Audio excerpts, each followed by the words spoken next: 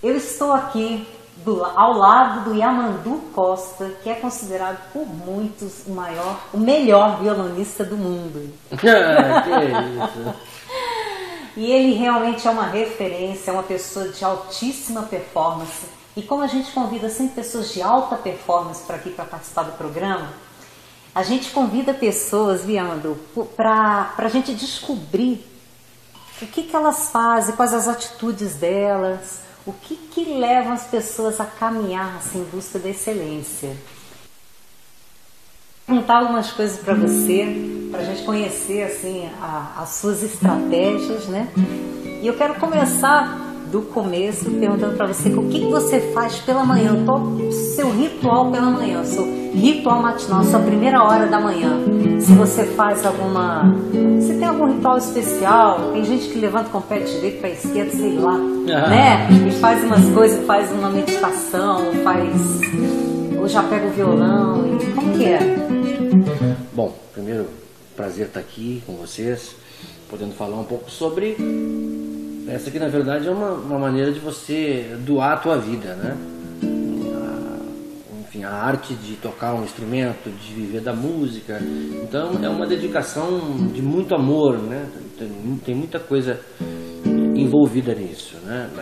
E essa busca que a música proporciona, ela é muito interessante, porque não existe fim, né?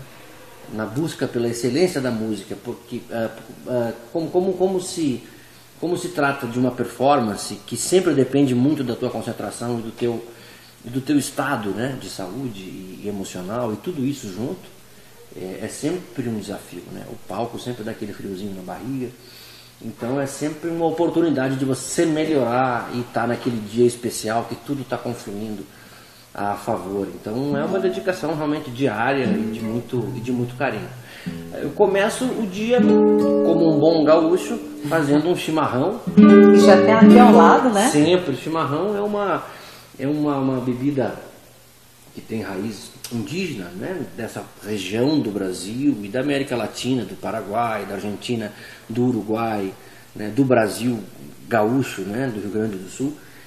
É um chá, um preparado de chá que te dá à disposição, tem um pouco de cafeína, dependendo muito do qual tipo de erva, mas é uma bebida que pela manhã te desperta, ela te ajuda muito a já começar a pensar nas coisas. E normalmente eu não tenho uma rotina estabelecida, porque a gente que viaja dessa forma, não tem como você programar muito a tua vida, né? A tua vida ela foge do teu controle. E você tem que começar a não sofrer com isso, né? Tem que começar a desfrutar dessa condição de não saber direito aonde você vai estar. Você vai lidar com fusos horários diferentes, com situações diferentes. De vez em quando não dá para seguir as dicas da nutricionista. Você passa em Madrid, por exemplo, só tem bocadillo, que é um sanduíche com ramon gordo, entendeu? Tem situações que é muito difícil você explicar para quem tem uma rotina de vida normal. A vida da gente é uma improvisação, né? Você vai para o Japão, são 12 horas de fuso horário, até se acostumar com aquilo, né? Normalmente você chega um dia antes para se adaptar, mas é muito pouco. Aí tem uma bateria de entrevistas, um bando de coisas, viagens de trem, muito perrengue na estrada, que as pessoas pouco sabem, né? Hoje está muito na moda todo mundo querer viver de música e ser famoso e tal, mas as pessoas não se dão conta que, na verdade, pagar um preço, né? Momentos de charme existem, mas não são, né? Não são o habitual. A gente tem uma vida de muito trabalho mesmo. Sim. E quanto mais chique a plateia, mais difícil é chegar lá. Muito ao contrário do que os bastidores acontecem, né? Na Europa, quando você vai tocar numa grande sala de concerto, não tem nenhum tipo de mimo. O mimo existe aqui no Brasil, as produções existem, essa coisa de te tratar e vir paparicar o artista, né? Nas salas mais importantes que eu toquei não tinha nem água no camarim. Claro, um músico é um sujeito como qualquer outro que vai exercer uma função. Ele pega o metrô para ir no teatro tocar para 3.000 pessoas, entendeu? É uma outra maneira de ver, né? A história que as pessoas pouco sabem. Né? Não é esse glamour a todo mundo, né? Não é só essa parte romântica, não. Né? Tem exatamente. A parte da labuta aí que a gente está passando também aqui ao vivo, viu? No Face, E aí vocês que estão aqui assistindo, vocês podem mandar pergunta aqui, que o Yamandu vai estar respondendo na escuta, Osnes, Carlos, legal. Então tem várias pessoas aí que estão aí ao lado. E eu queria que você falasse assim, antes do show, né? Eu queria que você falasse qual o seu ritual antes do show, antes de você entrar no palco. Porque ainda hoje dá aquele friozinho na barriga, né? Sempre, essa é a graça. Você faz algum ritual, você faz... Respira fundo. Você sabe que assim, eu sou atleta do karatê, né? E a gente assim, entrei no Guinness Book, por recorde de títulos mundiais no karatê, no kickboxing. E a gente é acostumado a utilizar algumas âncoras, né? Então antes de jogar, aí faz alguns gestos, sabe? Sei. Aí faz respiração assim. Você faz alguma coisa assim? A minha vivência com o palco, ela vem desde muito pequeno. O meu pai e a minha mãe, eles tinham um grupo musical que se chamava Os Fronteiriços, numa região, né, do Rio Grande do Sul, onde eles animavam festas e bailes populares e tudo mais. Então, com 4 ou 5 anos de idade, eu já estava no palco, eu dormia no palco enquanto eles animavam bailes. Como o baile não era aquela coisa do show, né, do concerto, eles colocavam um peleguinho, que é aquela pelezinha da ovelha, assim, né? Você colocava, botava do lado da bateria e eu dormia ali. Não tinha babá, não tinha essas coisas todas na época. E então a minha infância foi meio que crescendo no palco, né? E ao lado da bateria? E também, exatamente. Então cada coisa, né? Você dormia no Dormia, o sono pesado até hoje, um desastre. Já fui, inclusive já passei assim de conexões, já fui parar em outros países dormindo, do meu sono de tão pesado que é um perigo. Meu Deus. Mas então eu nunca tive essa relação de medo com o palco. Você se sentiu muito confortável, né? Ao mesmo tempo que você tem que ter uma certa tensão e uma concentração, né? Principalmente. Porque sempre é um desafio, né? E existem coisas que acontecem, às vezes você está um pouco cansado e tem uma performance melhor. Às vezes você está descansado e não está muito inspirado naquele dia. Você vai começando a aprender como você se comporta, né, no palco, né? Então é uma coisa muito, muito interessante. Um ritual sempre é de chegar pelo menos umas 3 ou 4 horas antes do concerto e me ambientar o máximo possível com o local, com o teatro, né? Eu gosto de fazer uma passagem de som comprida, por exemplo. Eu gosto de ficar tocando 1 hora. Pelo menos de passagem de som, quando você consegue já esquematizar o som bacana, que está confortável para você e para o público. E gosto de começar a tocar a partir desse momento. Por exemplo, aqui o show vai ser às 8 da noite. Normalmente quando o show é às 8 da noite eu chego umas 4h30, 5 horas da tarde. E ali eu começo a passar o som e eu não paro mais de tocar, porque isso aqui, como qualquer coisa, como uma luta, como aquecimento. Você tem que estar muito aquecido para fazer. Nossa, Um negócio mas muito. Muitas horas, você já é todo aquecido. Você precisa aquecer mais. Precisa. Não dá para tocar frio. Até você consegue tocar frio, mas não é a mesma coisa. Mas e outra coisa, o seu ouvido é muito diferenciado, né? Não, enfim, com certeza, né? Você tem com o corpo quente as coisas fluem com mais naturalidade e você não se machuca, né? Também tem isso. Isso aqui é um esforço físico danado, não parece, mas a gente gasta alguma caloria aqui e muito aeróbico, né? Toda essa coisa da técnica depende muito, né, de um preparo, né? Uma musculatura que está preparada, que está acostumada para esse ato mesmo de tocar e tal. E Yamandu, o que você atribui a sua habilidade? A sua habilidade assim extraordinária para a música? É uma vida fazendo isso. Mas você acha que é mais talento? Porque talento você tem. E, assim, porque tem pessoas que se esforçam e conseguem ficar boas em uma atividade. E quando a pessoa tem talento e ainda se dedica, fica realmente, você é uma pessoa realmente um gênio no que faz. O que você acha que é mais talento? Eu acho que você você é muito disciplinado. Como você... Na verdade, a gente se cria ouvindo, né, histórias de músicos que têm essa disciplina diária de estudar 8 horas por dia, ficar trancadas num quarto e tal. Eu nunca tive isso pela formação que eu tive, né? Eu venho de uma formação de músicos populares, né? A gente não tive estudo em conservatório nenhum, não tive nenhum tipo de ensino acadêmico, né? A minha formação realmente foi de uma maneira mais dentro da prática mesmo. Mas uma dedicação absurda, né? Tipo, desde os 9 anos de idade que eu não faço outra coisa. Ficar tocando esse instrumento, procurando melhorar. Então é uma dedicação, eu acho que é tudo junto. Você tem que ter sim uma facilidade, mas você tem que ter um total entrega para isso. A tua vida é em torno desse instrumento. Né? É muito estranho quando você está um pouco longe dele, parece que... E outra coisa... Sente só, né, Yamandu? Você, pô, cadê meu violão, né? E é uma coisa que faz um bem, né, para a cabeça, né? Tocar é um tipo de remédio, né? Você...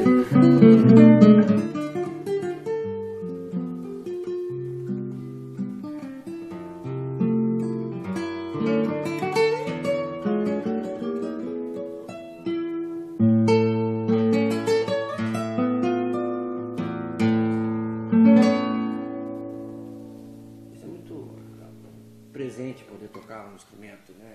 E se comunicar com as pessoas através dessa linguagem tão linda que é. Yamandu, olha aqui, o Luiz Carlos Maris, ele está perguntando, eu gostaria, por favor, de saber do Yamandu quantas horas por dia de treino com o instrumento ele precisa para manter a alta performance e se essas horas necessárias diminuíram ou aumentaram à medida que as metas iam sendo atingidas. E conseguir essa rotina de treinamento estando em viagens e turnês. Aí que tá.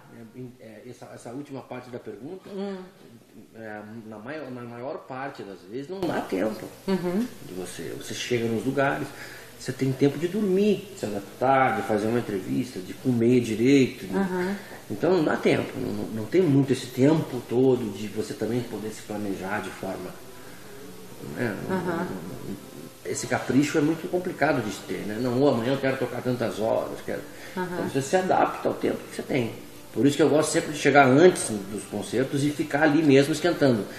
Tem gente que gosta de chegar, passar o som, fazer toda essa coisa que tem que fazer e voltar pro hotel. Eu nunca. Já gosta de ficar. Eu gosto de ficar tocando, faço meu chimarrão ali, gosto muito de fazer o roteiro.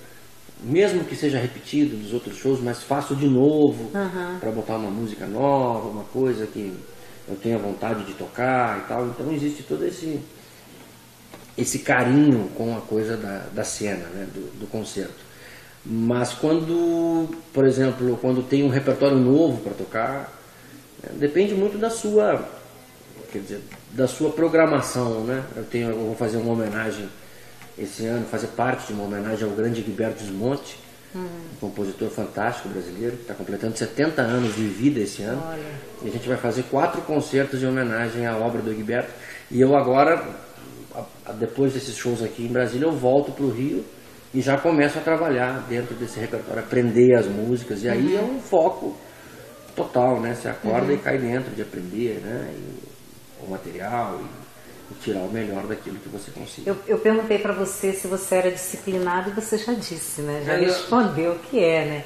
E assim, detalhe também, né? Você se atém aos detalhes também, até no ritual de preparar o roteiro e tudo mais, né? Acho que a gente tem que se dar conta da maravilha que é fazer o que a gente escolheu para fazer. Então, a pessoa que faz o que gosta, né? Isso eu acho que é um grande privilégio da vida, você fazer o que você gosta. Né? É isso que te mantém motivado? O que te mantém motivado para continuar ensaiando? Eu me coloco muitas metas, assim, né? E faço muitos projetos diferentes ao mesmo tempo, né? Nos últimos tempos. Você se coloca metas? Assim, você assiste você tocando, você escuta depois você tocando? Você sabe que isso é uma coisa muito nova, né? Toda essa revolução que a gente está fazendo parte aqui agora, a gente está falando com as pessoas ao vivo e tal. Toda essa revolução digital, ela faz com que você aprenda muito mais. Antigamente eu não me via tocando. Hoje em dia você faz um concerto, o cara posta no YouTube aquele troço. E ali você corrige os teus erros, né? Isso está acontecendo de um modo geral. A dinâmica na minha casa, por exemplo, nos últimos tempos, eu construí um estúdio de áudio na minha casa. Há 1 ano e meio mais ou menos. E eu comecei a trabalhar dentro desse estúdio, fazendo diferentes discos, CDs, álbuns, projetos, para começar a alimentar as minhas redes, né? Enfim, eu tenho um canal agora no YouTube que eu estou começando a dar mais atenção a ele, fazendo vídeos, soltando vídeos e tal. E tem um aplicativo também, que é super fácil de baixar nos smartphones, que tem acesso a toda a minha história ali, todos os meus discos ali, eu lanço primeiro ali. É meio que uma coisa mais direcionada para quem acompanha o trabalho, né? Bacana. Fica no seu site? Fica nessas lojas digitais, você coloca o meu nome e ali você baixa no teu telefone e ali você recebe notificações das novidades, agendas, álbuns novos, partituras, né? A história da minha carreira. Aí olha só, aí você se escuta assim, aí você fala, não, tem que melhorar isso, e aí você estabelece aquilo ali como meta. Total, você normalmente quando se escuta, quando se vê, né? Você só fica focando nos problemas. Nos erros, né? Nossa, é terrível, mesmo, né? E se ver não é fácil, também, não é uma coisa, não é brincadeira não. É verdade. Mas é importante, né? Impressionante, o desenvolvimento, sem dúvida, que é importante. A gente vai olhando e olha logo aquele defeitozinho, né? Exatamente. Impressionante mesmo. E o Yamandu, fala assim pra gente, quando é que você teve certeza que queria ser músico profissional? E eu vi que há pouco a pessoa perguntou isso a você. E por que a gente fala isso? Porque a gente tem percebido muitas pessoas que desempenham determinada profissão e que não gostam. Então, assim, está sendo comum a pessoa, ou ela larga, por exemplo, se é funcionário público, aqui em Brasília é muito comum, né? Ou larga o funcionalismo público, não aguenta mais, aí pega uma guitarra, põe nas costas e vai embora, ou faz uma coisa assim, sabe, aqui, mas assim, umas coisas assim completamente diferentes, assim, por quê? Porque há muitos anos segue uma atividade que não lhe dá prazer. Quando é que você falou que desde pequenininho, desde muito novo, né? Você dormia no palco, né? Como eu já falei, né? A família de músicos, então eu não tive muito esse tempo de opção e tudo mais. De pensar assim, o que eu vou fazer? A coisa foi acontecendo. Eu já me dei conta muito pequenininho, né? Com 4 ou 5 anos de idade, eu gostava daquilo. Eu gostava de estar no ambiente, porque era um ambiente de adultos na época. Então eu era um menino mimadinho ali, né? Fazia umas piadinhas, todo mundo ria, criança. Mas a música também foi uma paixão imediata, assim, né? Desde muito pequeno. E o violão? O violão chegou um pouco depois. O meu pai tocava muito bem o instrumento. E a minha casa sempre tive contato com o violão, né?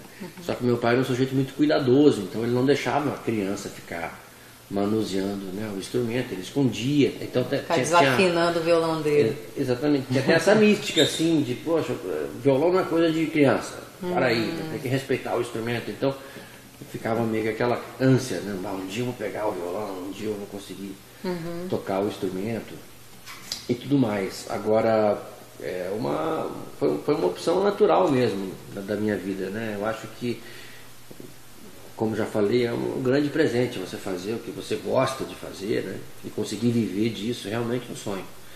Eu acho que as pessoas que não têm essa sorte têm que pelo menos ter um hobby que gostem, né? Para separar um tempo da vida para conseguir aproveitar essa coisa que faz bem, né?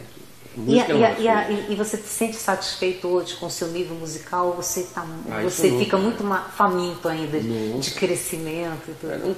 Não tem jeito. Eu acho que a pessoa ela atinge pelo menos na coisa da música, né? Que é muito diferente de um atleta, né? O músico ele tem essa longevidade, né? De ficar muito tempo. Exatamente. O atleta ele compete até uma determinada. Pode continuar praticando, mas competindo não. O músico, eu acho que ele fica pronto com 50 anos. Ah, é? Acho que quando você começa a ficar pronto, né, interiormente, assim, já o corpo já começa a não ajudar tanto. Então é meio que um contrassenso, assim. Quando você é muito jovem, você tem toda aquela avenida, toda aquela força física, mas não tem a calmaria, né? A percepção das coisas só a experiência passa, só a experiência passa, então é sempre uma busca, não tem fim, né?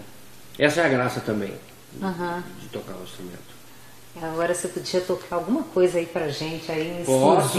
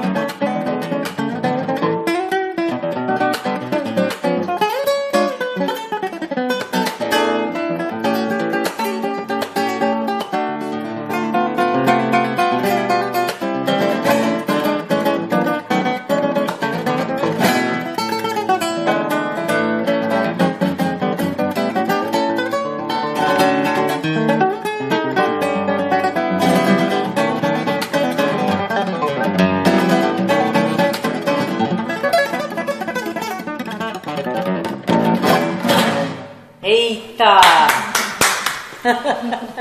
Eita!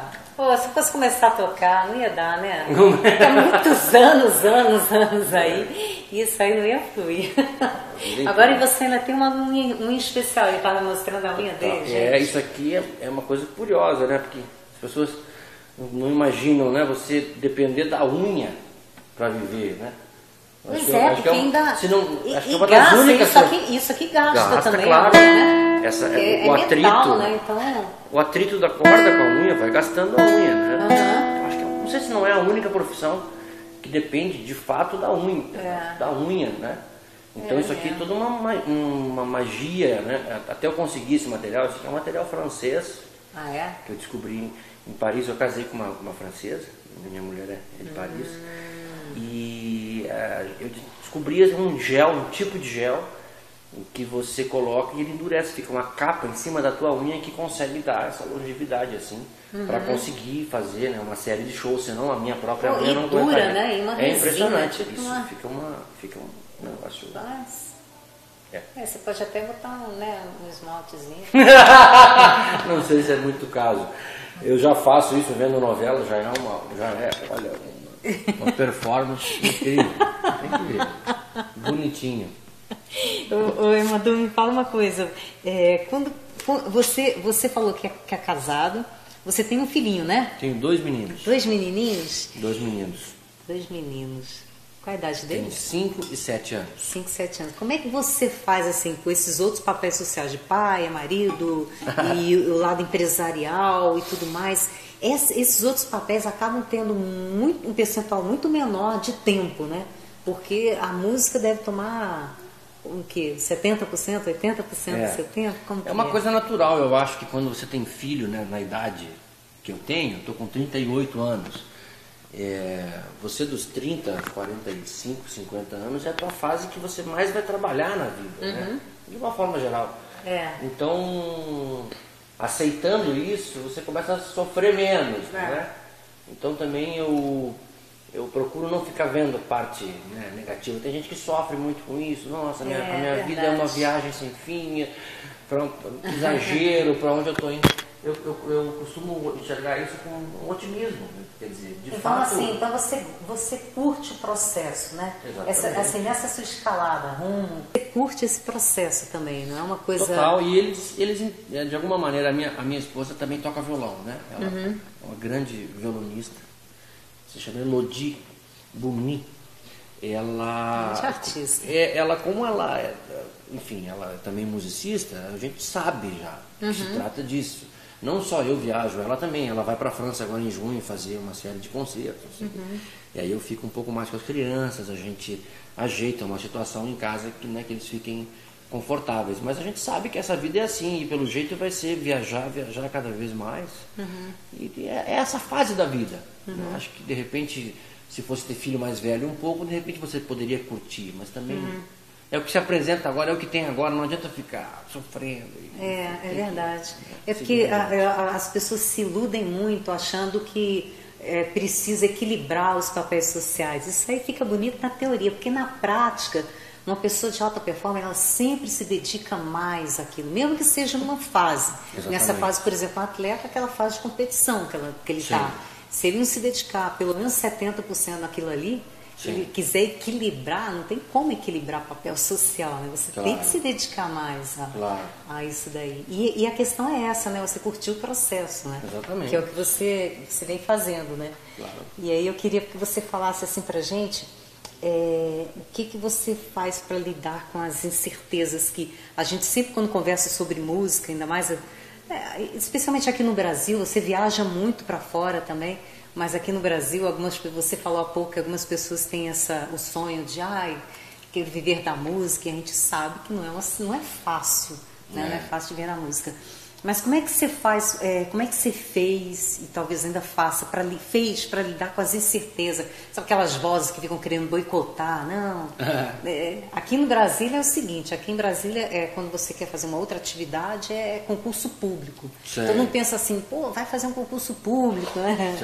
Mas você não está nessa fase. Mas as outras vozes assim, que te dizem essas incertezas, como é que você ver isso? Acho que isso é natural da vida, né?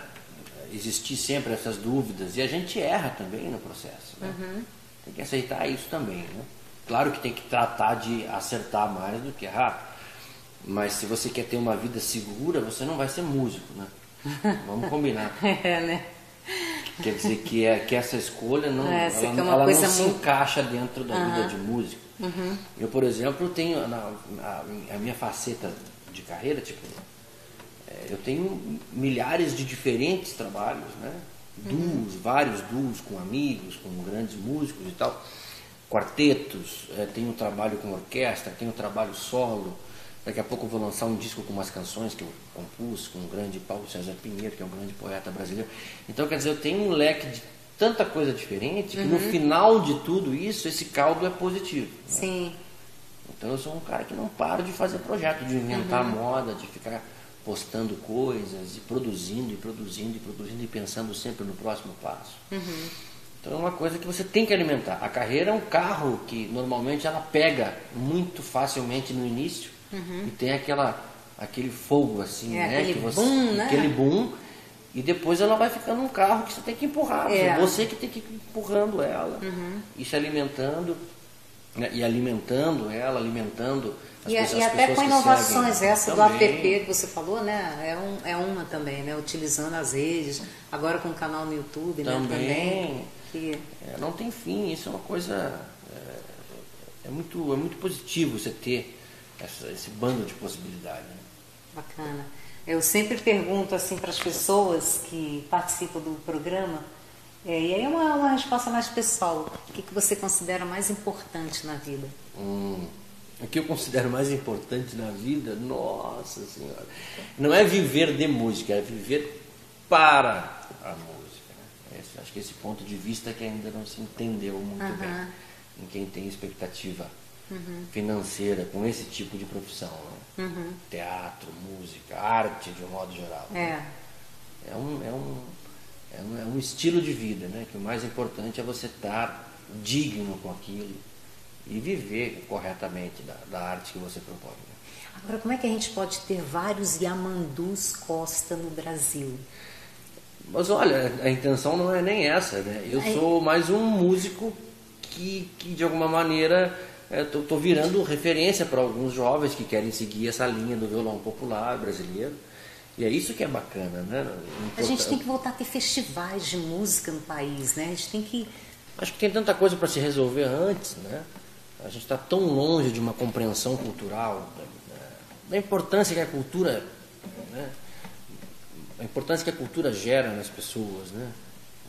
Você tem uma educação de fundamento, isso é uma coisa que mexe com a intelectualidade mesmo das pessoas, né? A compreensão da importância que tem a arte na vida das pessoas. Então isso é uma coisa que a gente está muito distante ainda de ter, né? Vamos esperar que o tempo faça o seu papel e, né, a gente saia num saldo mais positivo. Agora eu queria que você desse pra gente uma dica de alta performance do Yamandu Costa, uma dica de alta performance. Anota aí, gente. Meu Deus, dica de alta performance. O que você acha? Eu acho que tem que estar sempre muito atento, pelo menos essa coisa de tocar um instrumento, né? Você tem que respeitar muito, né, os limites do teu corpo e estar muito focado naquilo, né? De fato, né? Nunca perder o teu maior objetivo. E também não se culpar tanto quando as coisas não saem da melhor forma, né? As pessoas, tem gente que fica muito compenetrada com isso e sofre muito com isso, né? Existe, eu acho que, eu não sou muito místico, não acredito em muitas coisas, mas existe uma aura, né, no ambiente, naquele dia, naquele momento, que pode te levar num lugar melhor. Tem coisas que conspiram a favor realmente, né, dentro do universo e tal, que estão normalmente fora do nosso alcance também, né? Agora, a tua parte física, a tua parte da concentração, né, do conhecimento, do preparo técnico, ela tem que ajudar muito nisso também. Ela tem que estar em dia. Você tem que estar em dia com o teu instrumento, né? Tem que estar focado em tudo isso. E torcer para que o resto todo também te ajude naquele momento. Nisso, né? Tem dias especiais que você acordou para tocar. E tem dias que não é tanto assim. Mas aí a técnica e o conhecimento e a experiência de tantos anos consegue te salvar da enrascada. Agora que o pessoal assim que está querendo melhorar a mão, você estava falando da mão direita, qual a dica que você poderia dar também assim, prática também? Mas olha, eu acho que cada um tem que procurar a sua maneira de tocar, né? Quando você, às vezes você vê uns repertórios que são super... Essa música que eu toquei, né? São coisas técnicas difíceis, que tem gente que tem mais facilidade para tocar. Acho que as pessoas têm que encontrar o que elas podem tocar bem nesse sentido. Acho que isso é válido para toda a profissão. O que você faz bem? No que eu me dou bem dentro desse repertório todo aqui, né? Se eu tenho mais facilidade para tocar músicas mais lentas, mais melódicas, faça isso, encontre a sua história. Não queira, né? Não se cobre tanto, né? Entenda que a música é uma linguagem... Mas você se cobra. Sem dúvida, sem dúvida. Mas enfim, também não faço coisas que não são do meu perfil, né? Tocar música clássica, tocar Bach, por exemplo. Ia ser um desastre. Eu tocando Bach ia ser uma coisa horrorosa. Eu acho que não ia ser desastre nenhum. Então, sabe, acho que tem que encontrar a sua maneira, né? O seu caminho dentro das coisas. Legal. Eu quero agradecer muito por você estar aqui com a gente no programa Alta Performance. Quero